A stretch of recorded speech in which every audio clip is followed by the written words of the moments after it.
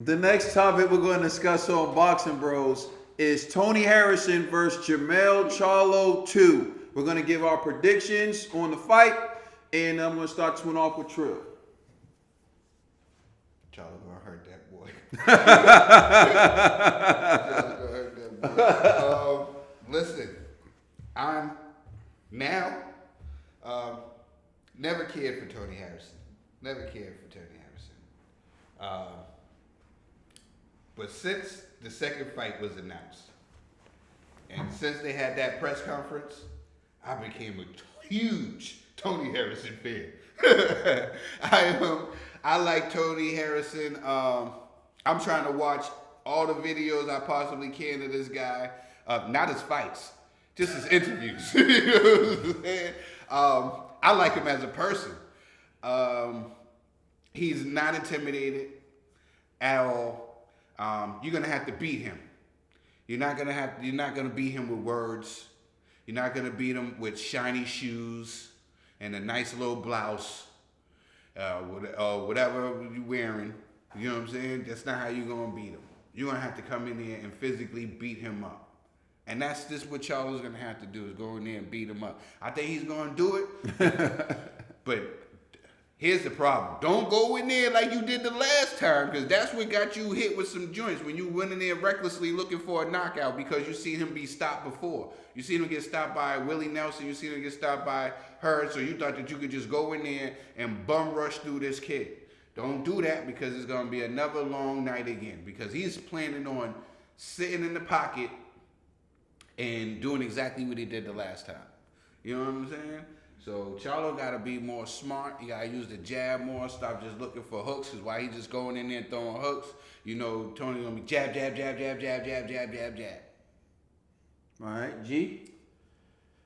As a former class clown, you know, I do Former.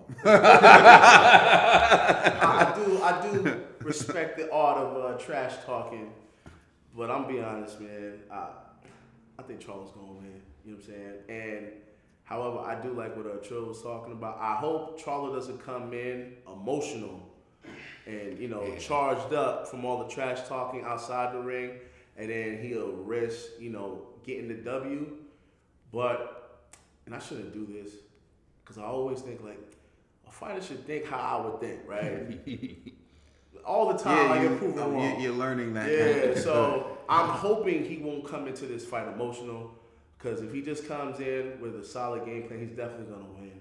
You know, and to be honest with you, although I love the trash talking, there was a lot of things that Harrison did during these press conferences that I was like, you know what, that's like a sucker move, man. Like, intentionally pushing dates back and all of that stuff. I don't know if he was lying, he was making up those stories, but coming out of a fighter's mouth, and I'm like, I'm supposed to respect you as a warrior, but you're like lying about injuries and stuff like that. To me, I don't even want you to win, to be honest. So I'm hoping that Charlo actually wins by knockout.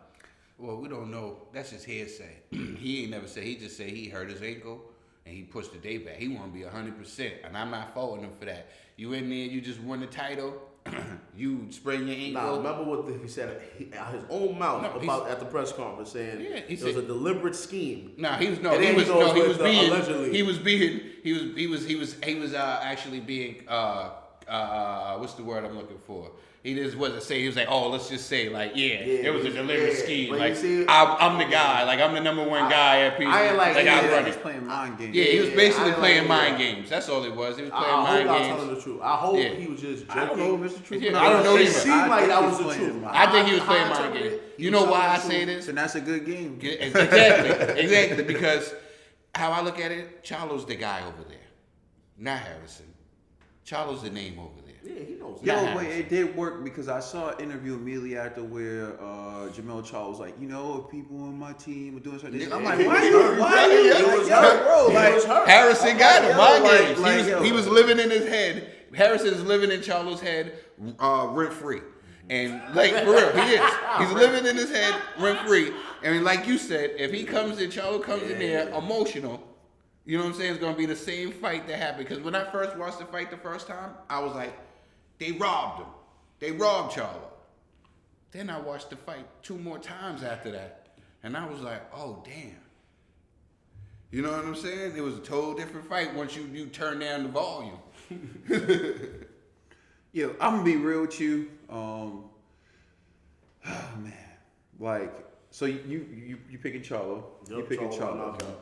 Look, Tony Harrison was never really my guy. I saw him lose to Jarrett Hurd. I saw him lose to Willie Nelson.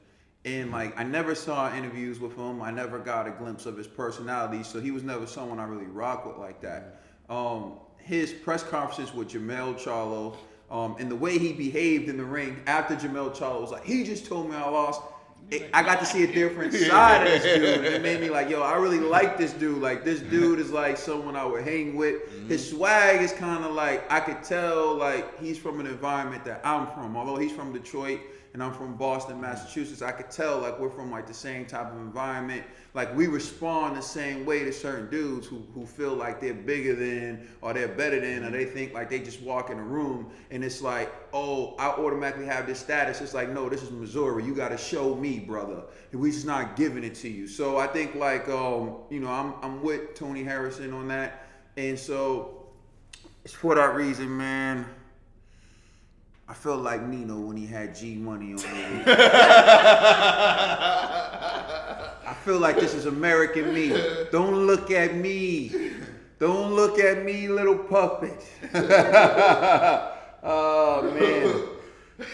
Do it to him. I gotta go with Jermell Charlo.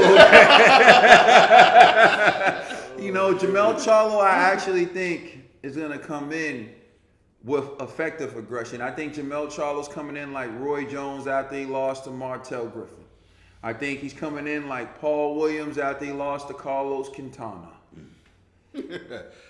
Yeah. Yeah, oh, I good think night. he's coming in to make a statement knockout.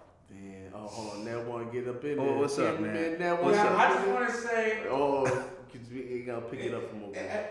Nah, this it. I don't got like shine on the cameras focused on y'all, but I just want to say, Harrison talked a good game, but I think that game motivated Charlo to come in to whoop his behind next weekend. And I'm going with Charlo. Charlo gonna put their work on that boy, yo, and he gonna get his belt back. That's all I had to say. All right, there you have it. That's it. It's a unanimous decision on Boxing Bros. Poor Harris.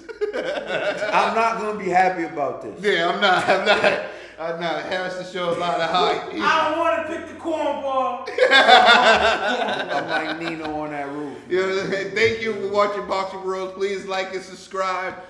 Check us out and comment in the comment section. You can check us out on Instagram, Twitter, Facebook, and you can also check out our podcast on all streaming platforms. It's the Boxing Bros.